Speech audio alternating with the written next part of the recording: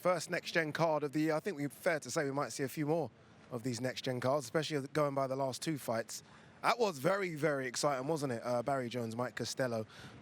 Let's start with the main event. It's the only place to start, isn't it? Cyrus Pattinson getting the win over Chris Jenkins. It doesn't really tell the full story of it because that was a war from round 1 until Gary Lockett decided enough was enough. How special was that, Mike?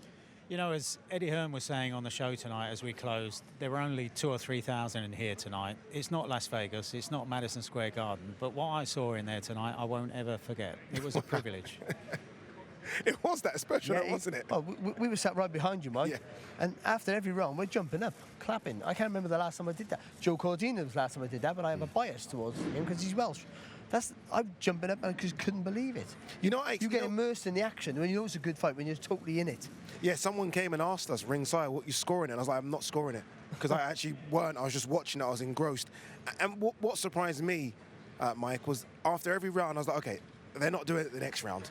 Because they can't keep up that pace because they've already thrown a couple of 100 punches each. They're not going to do that round 4, and then they're not, okay, round 5 they're not going to do. And they kept on doing it. They kept on going to the well every single time. And when it had happened for 3 rounds, you're thinking this will subside because one of them's only had 6 professional fights at nothing like that pace in going 6 rounds twice, and the other one's 34 and probably looking after himself. Couldn't have been more wrong.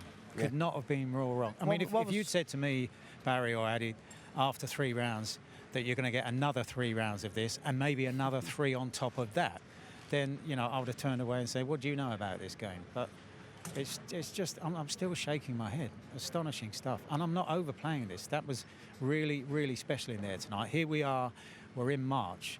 We've already got a contender for Fight of the Year and Round of the Year. I don't know how many rounds of the year you want to take out of it. But as you said, I think it was the 7th, when it was almost like a computer game.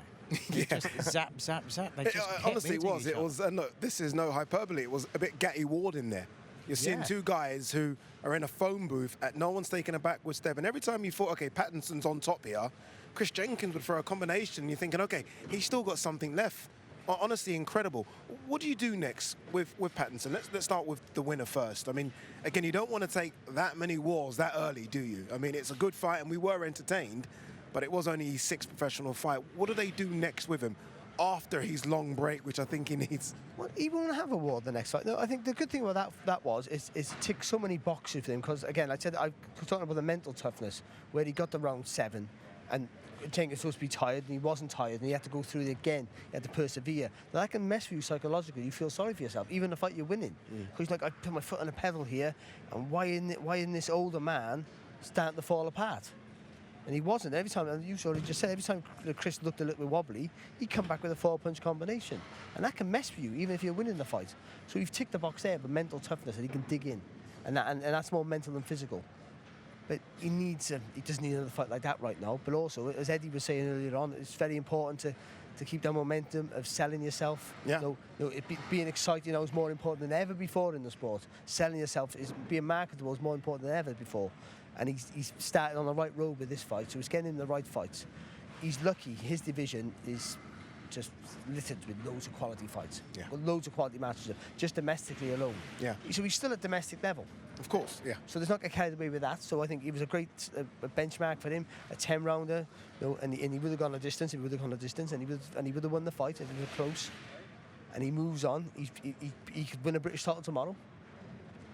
But do you want to chuck him in straight away? Because you can have a hard fight like that against younger guys. So I think it's give him another nice fight where he can be dominant like he has previously. I do think also we're in an age when fighters are moved along more quickly now because of the nature of broadcasting and other issues. These fighters, even at their level, sometimes are only boxing 2 and 3 times a year. Josh Taylor became a world champion after 15, 16 fights. He was undisputed after 18 fights. Now, going back to what Barry was saying, you look at what's around in the division, and the time was right to push Josh Taylor on. But he's 27, and there is a danger that if you hold him back too long, then he goes stale, both in terms of how he feels about his ambition, but also in terms of what happens in there. And just one thought that's come to mind just as I was talking there, in the corner with him tonight, the one that they the man they talk about as the life coach, not just a boxing tutor. And you know, you've said it in the past, Barry, but there are too many men we see in these corners, and occasionally women, who are trainers, but they're not teachers. And you've got a man there who's doing much more than giving these boxers a boxing education. And I think what we've seen tonight over the course of, I know, you know, you give all the credit, virtually all of the credit to Pattinson, but we're seeing a man who's got so much success, Graham Rutherford, in the amateur ranks, also now beginning to feed that into the professional ranks. And as the boxers say, it's a very, very different sport. You know, I coached at an amateur level, but I wouldn't really know what to do in there when it gets to 6, 7 and 8, and it's so hard.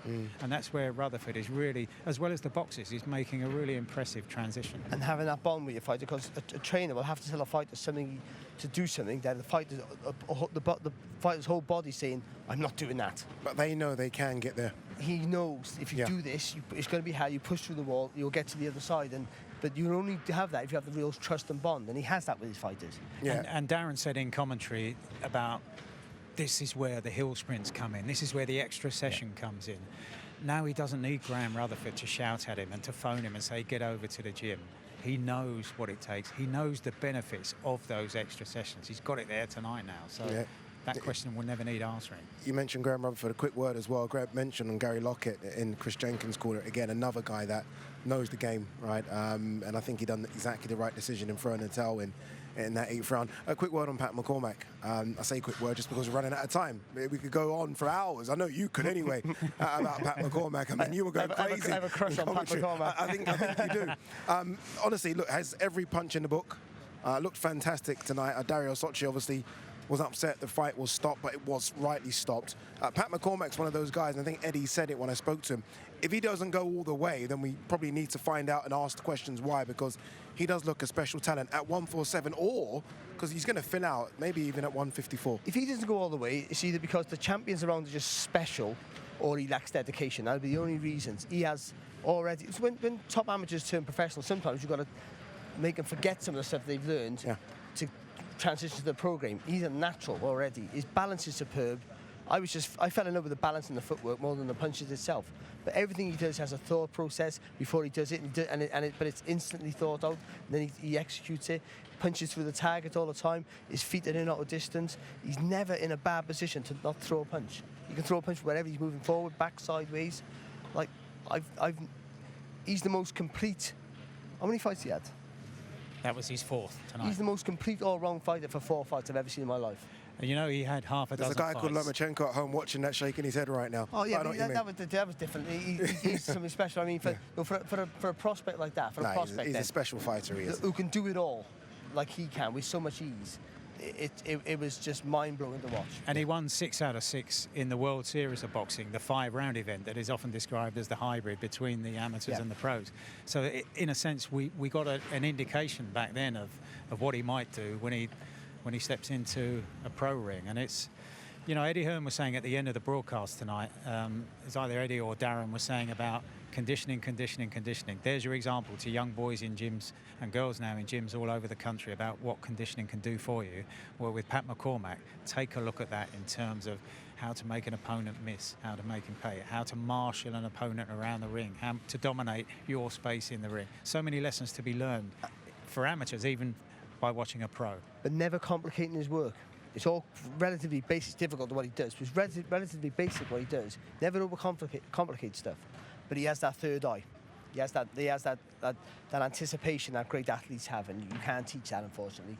You need to wrap. We're going to talk all night. No, we do. I realise I don't think I've seen Barry Jones this excited about I'll be here next week with a banner. For so long. Yeah, I'm clearly wearing a Pat McCormack T-shirt somewhere. But honestly, fantastic night of boxing here in Newcastle. We are looking for the future stars of British boxing. I think we might have found a couple here that are going to entertain us, at least. From myself, from Barry, from Mike Costello. We'll see you on the next one.